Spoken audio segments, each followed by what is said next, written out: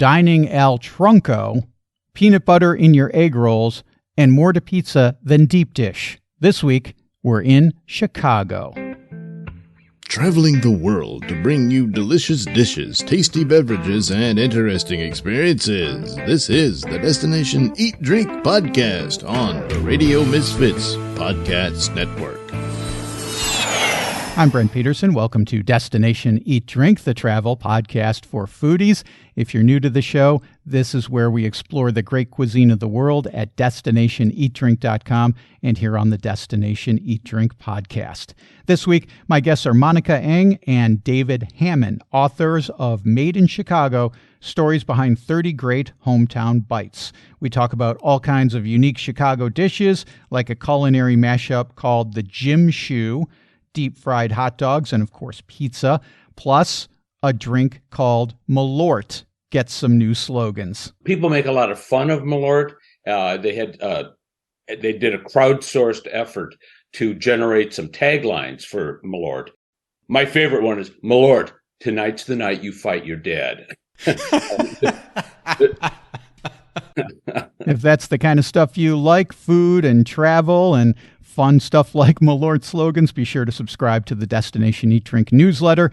It keeps you up to date on the podcast, but also the new foodie travel stories at destinationeatdrink.com and my latest foodie travel videos. Okay, I could go for some Chicago-style pizza, so let's eat. Destination Eat Drink.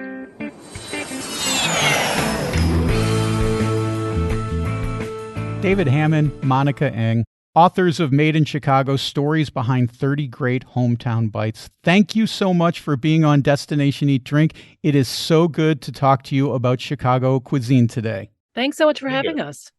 We got to start talking with the subject of pizza because whenever I meet somebody new, and I'm meeting a lot of new people here in Portugal, and they find out that I'm from Chicago and that I do this food podcast, the first thing they want to talk about is pizza. And I know when they talk about Chicago and pizza, they're talking about deep dish pizza. But for me, I grew up eating in Chicago tavern-style pizza. I didn't have deep dish pizza till I was a teenager. So I want to start by talking about deep dish pizza and tavern-style pizza, what it is about them, what's the difference between the two, because for locals, they're both equally as famous. I could start by describing the deep dish for those who may not be familiar with it, if you think that would help, Brent. I think so. That would be great, David. And I know you have a European international audience here, so it's possible there are some listeners who have not had this. It's a basic description. It's kind of a high-sided pizza. That is, the crust goes up maybe an inch and a half. Could be more, could be less, depending upon where you're buying your deep dish. And into that crust is laid, in this order, the cheese first, and then the toppings in the middle, which sounds all upside down, and then the sauce on top. And then it's baked, and you get what some would call a casserole, and it kind of is. But it's a Chicago favorite, although I got to say, as I get older, the idea of slamming back 4,000 calories at lunch is not, it's lost its charm for me. But it is a Chicago original food. The origins can be traced pretty clearly to Pizzeria Uno, Ike Sewell and Rick Ricardo behind it, but then others too, Rudy Malnati and Alice Redmond. But that's deep dish, contrasted with tavern-style pizza, which is in Monica's bailiwick. Right. So tavern style is what, a lot of people just call pizza. It's the pizza you had at bowling parties, at union parties, a lot of birthday parties. And it's just a flat sort of cracker crust. I mean, some of it can be like super crackery, like you're eating a saltine with some tomato sauce on it. But, others can have a little bit of a chew. But, we just called it thin crust pizza or tavern style or party cut pizza, usually cut into rectangles and then little triangles on the end. I think it's delicious. It's what most of us, and it's what, some surveys of takeout show is what's eaten by most of us. But yeah, deep dish is the one that you'd have, when your aunt came into town, or, when you're going to have a sort of a heavier splurge. But I think they're both great. And then there's stuffed, which we can get into another time. But a lot of people always think, oh, Chicago's got one style of pizza. There are at least 3 really distinct Chicago invented pizzas. Mm-hmm. I'd like to talk about another dish right now that was invented in Chicago, invented in Wrigleyville, one that I wasn't familiar with called Akutagawa. Now, when I read your book, Monica and David, I thought this kind of reminded me about when we were in Hawaii and we saw something called Loco Moco on local menus there. But if you could describe what this dish is exactly, and can you still get it in Chicago? Sure. You can still get it just down the street from me. I live in Wrigleyville at a restaurant where Hamburger King, the original restaurant that kind of created it, was. Now it's called Rice and Bread, but it's still in the same spot. But it's called Akutagawa, and it's hamburger meat, green pepper, onion, and some bean sprouts. You crack an egg over it. You kind of stir it up into an omelet, serve it with a nice side of rice and gravy. And that was the classic that they served at Hamburger King when this was first invented for customer George Akutagawa. You can also get it at the Fullerton Diner or Fullerton Restaurant, I believe, at Ashland and North. I don't know why it's called the Fullerton. Oh, maybe it's like Fullerton and Ashland. Sorry. And it was also at another diner in Rogers Park where one of the former Hamburger King chefs had gone. And it to me, it's this wonderful embodiment of Japanese Americans trying to exercise their Japaneseness at a time when they were told not to be, when they were forcibly relocated to Chicago after a forcible internment, and told that they needed to start acting like Americans. But the customer George Akutagawa, he was a Hawaiian Japanese who came to Chicago. So the whole Loco Moco connection could be very strong. It could be he was trying to recreate that here in Chicago. And it's quite delicious, too. I had a platter of it last Friday. Yeah, but these days it's served with a side of kimchi if you want, and that really kind of perks up the flavors, too. Korean owner of the restaurant. Mm. Yeah. You know, this really gives me the idea of something that I talk about quite often on the podcast, which is this idea of transplanted cuisine, which is, you know, you get a dish, it comes over to a new place, and then it gets changed around, or maybe another dish from another place gets somehow incorporated into that. And I think Chicago is really famous for that because, as everyone knows, you know, Chicago is a city of neighborhoods, and you've got all of these different cultures interacting with each other. And this kind of culinary mashup makes me think of another dish that's in your book called the Jim Shoe. Could you describe that for me and tell me a little bit about that?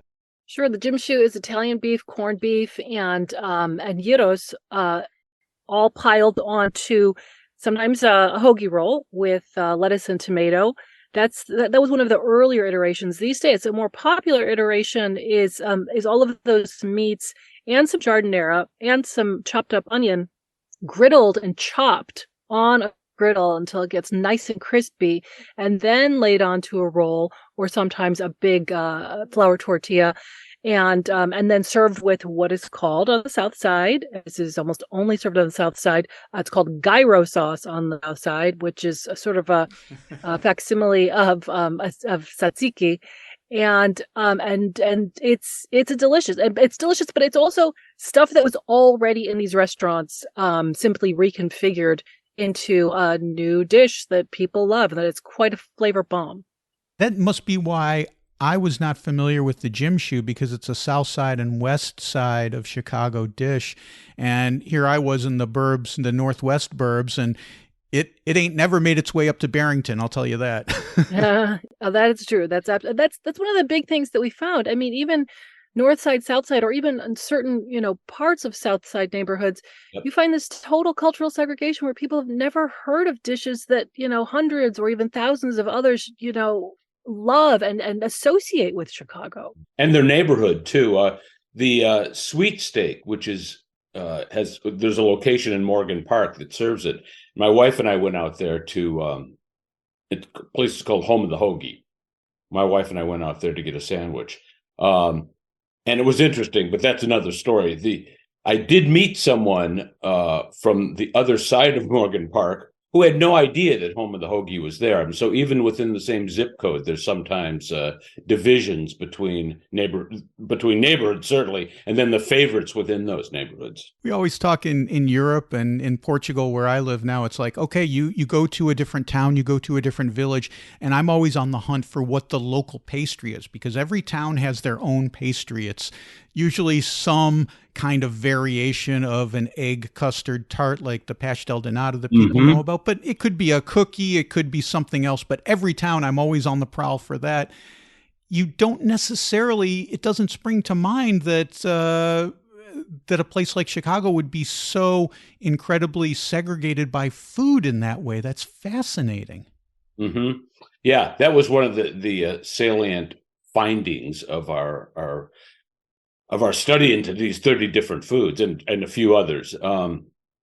Yeah, it's been an interesting ethnographic, anthropological survey. And we really think it could be a call to action for Chicagoans to get to know the other Chicagoans and the other Chicago foods well. And, it sounds kind of hokey, but, bring together some more unity and more understanding of people in a town that, still is sadly segregated.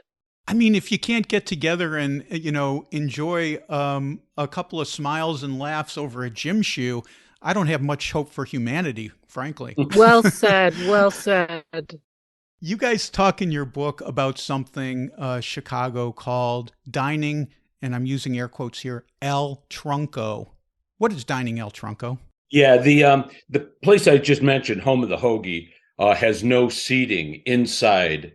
Basically, it's a waiting room attached to a kitchen. People come in, and when I was there were like 24 people in there at all time, waiting patiently for their sweet steak sandwiches. About the Jim Shoe, we went to Stony Sub to get a Jim Shoe recently, and Monica, I don't think there's any indoor seating, and we went there for a pickup for takeout. I don't think they have any indoor seating at Stony Sub either, and that's typical of a lot of these places because they're little mom and pops that don't have PR representation. They're operating on a shoestring, and they're places people go to pick up food, as we did, go to pick up food and then bring it home, or eat it in the parking lot, as we did at Home of the Hoagie. They have like we used to call them prairies when I was a kid, but just like an empty lot next to the building where cars park, and our car was parked there. So I ate my sweet steak al Trunko on the trunk of my car because it was either that or sit in the car and eat it, which would have been a disaster because some of these foods, like the sweet steak, are quite messy and wet. So they'd fall apart and make a gigantic mess. So better to eat outside, weather permitting. Right. So do you stand and put the food on the trunk, or do you put your butt on the bumper and kind of actually sit down and use the trunk as the table? I'm sure that I've done both, but yeah, I prefer to lay it out and stand because it's assuming, for eating an Italian beef sandwich, they have what they call the Italian stance, which is you kind of lean over, put your elbows on the counter, and dig into the sandwich in a way that won't drip on your clothing. You have to do something like that when you're dining al Trunko as well, which is the way. Yes, it's a standing situation usually, and if you're on the street, it seems somehow safer than sitting down on a bumper. I don't know that it is, but yeah, standing seems like the right way to go. Monica, have you participated in this tradition of dining al Trunko? Oh, all the time. One of my favorite places to eat is Jim's Original on Union, which is right next to the highway, and it's home of the Polish sausage and the pork chop sandwich. And, it's basically you just go up to a window and you get your food, and it's delicious to eat El Trunko there. And you have no choice unless you eat inside your car which is what I often do too. I think, Calvin Trillin once said that food is always more delicious standing up. I think that may be true, and it's also very delicious.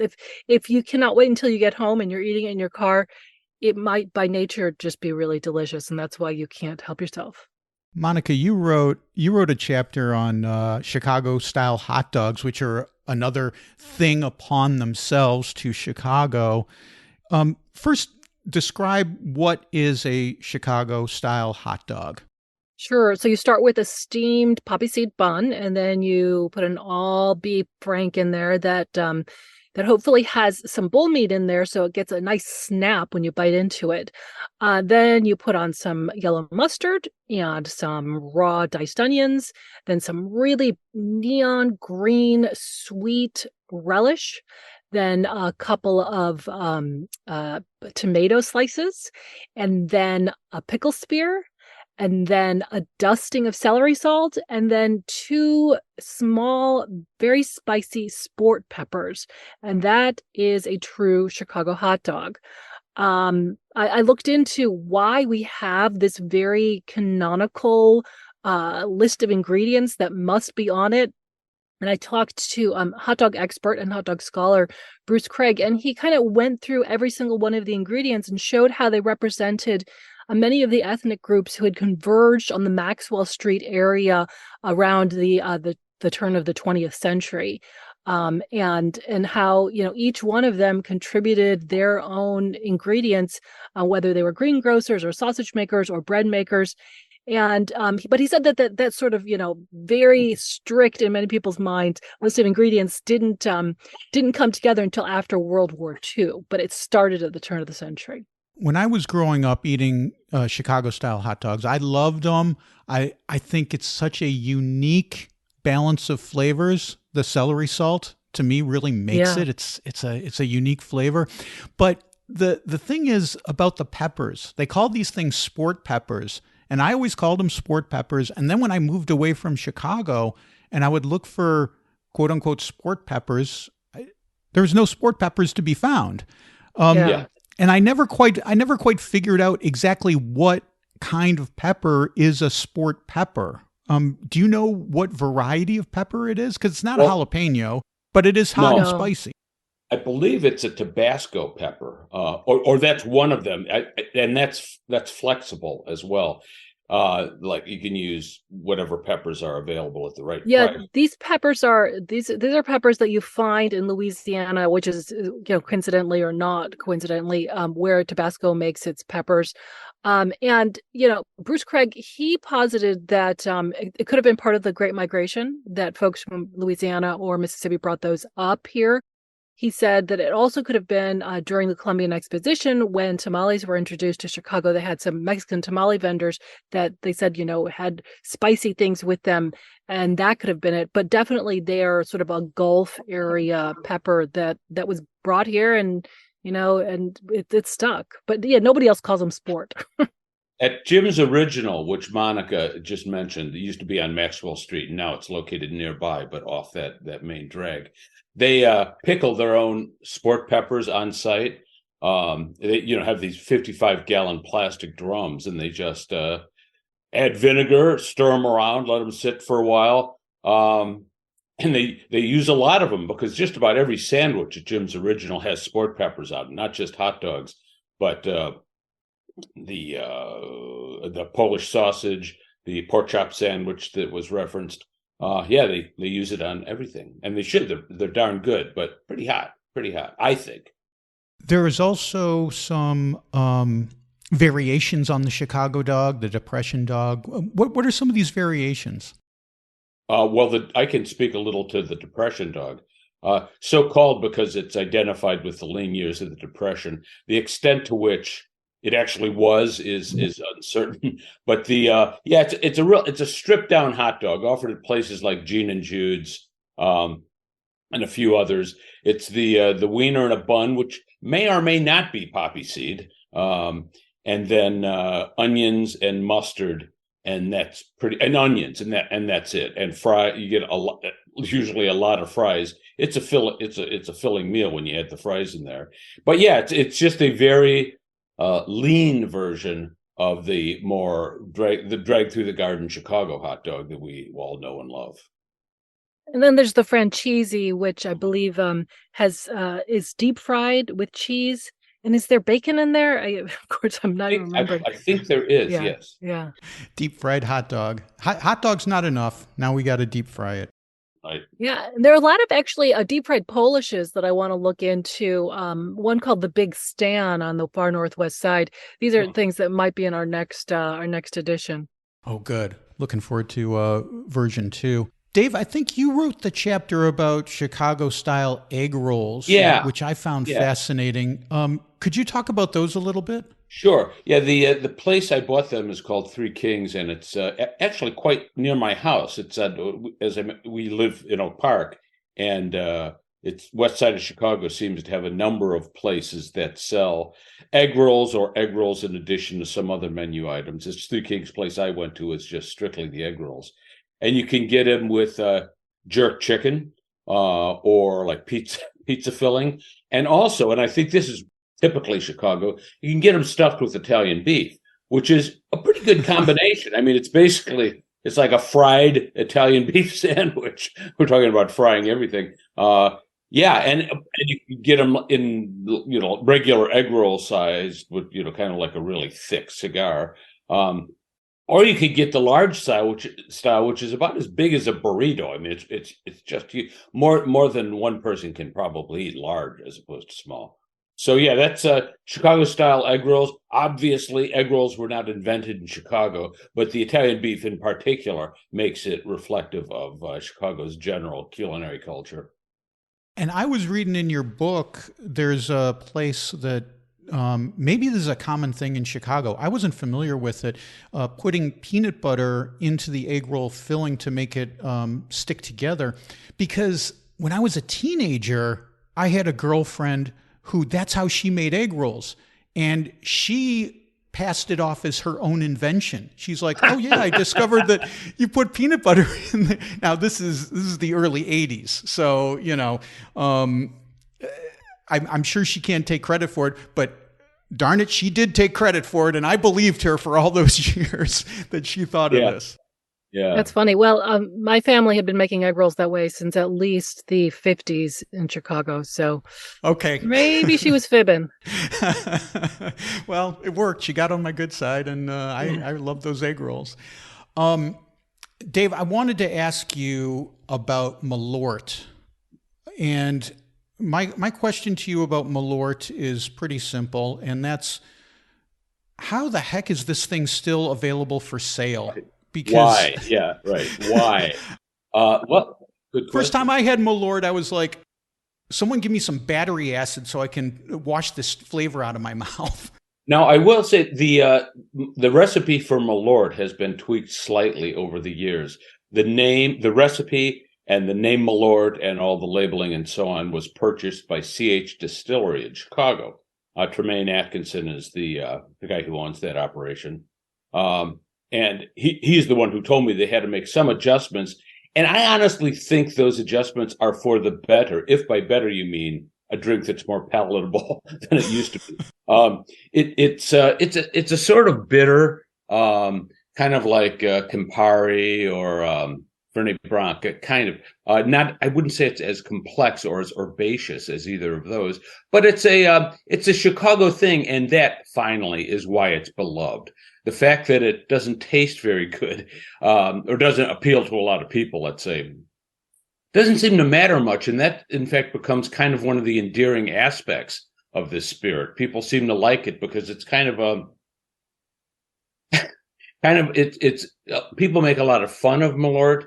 They did a crowdsourced effort to generate some taglines for Malört, and fans of Malört came up with taglines like Malört when you want to unfriend someone in person. Oh, my favorite one is Malört, tonight's the night you fight your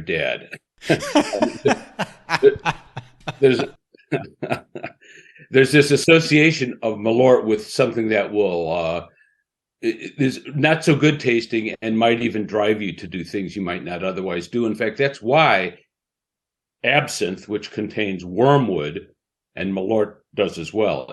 It's an herb. In fact, Malört means wormwood in Swedish.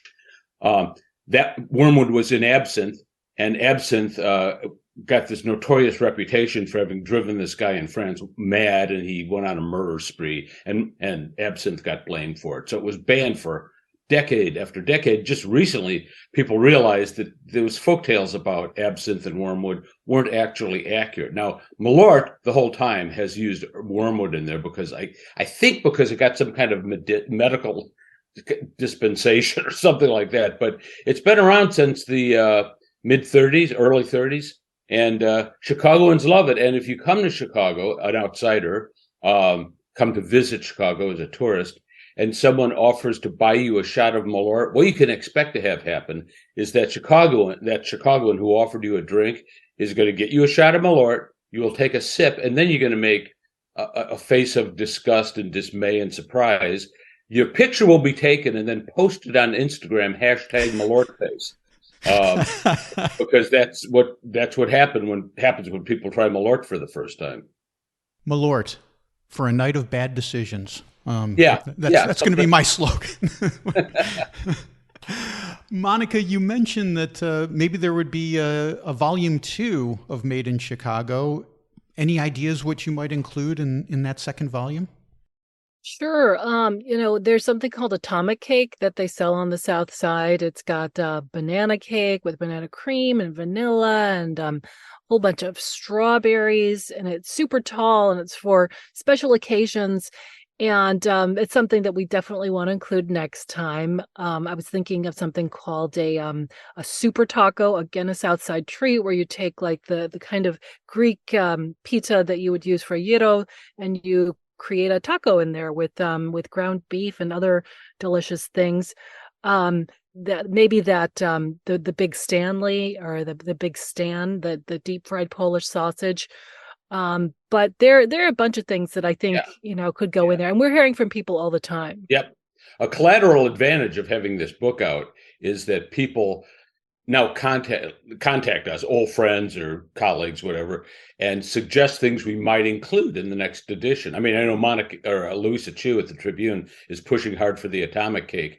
I got contacted by an old buddy who's in Vermont and happened to get a copy of the book, and asked me if I had ever heard of the Wapachosa, and I hadn't, but apparently it is served at more than one location, and that's key because we're not just doing restaurant specials in our book. That would make for a book of many thousands of pages. We're just we're focusing on dishes, preparations that you could find at at least 2 different restaurants, and sometimes many more. But the Wapachosa is, it's a sandwich with some fried chicken in there, fried green pickles, deviled eggs, lettuce, I think cheese may be in there. I've never had one because I haven't located where I can get them, but I've heard about it. I believe there is a place called Scofflaw on Chicago's North Side that serves it as kind of a specialty item. So I will definitely have it, and that might be something we would include in a future edition of the book. Yeah, for sure. All great ideas.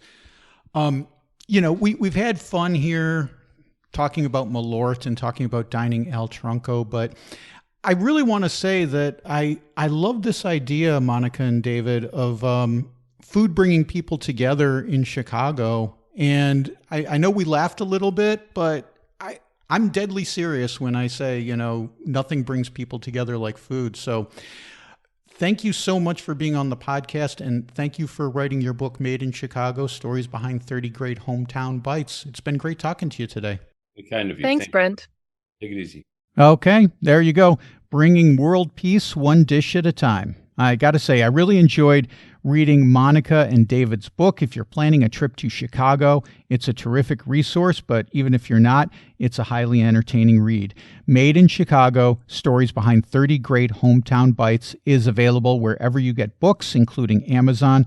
I've got links to the books and the places Monica and David talked about in the show notes at radiomisfits.com/DED238. Well, That's it for this week. Next week, we are in Lisbon talking food and city planning with YouTube's City Nerd. Don't worry, the city planning stuff is super interesting. I've also just posted a video about the sweets invented in the convents of Évora, Portugal. Once you see these pastries on video, you're going to want to try them too, I guarantee it. Hopefully there's a Portuguese bakery near you that makes them. You can see that at destinationeatdrink.com. Just click on the video tab or subscribe to the Destination Eat Drink channel on YouTube at Destination Eat Drink 946. If you enjoyed the podcast, please review the show and give up those 5 stars. Destination Eat Drink is distributed by the Radio Misfits Podcast Network and a guy who uses Malört as paint thinner, Ed Silla. Thanks, Ed. I'm Brent Peterson, and I'll see you down the road. Join us next week for another culinary adventure on Destination Eat Drink, a presentation of the Radio Misfits Podcast Network.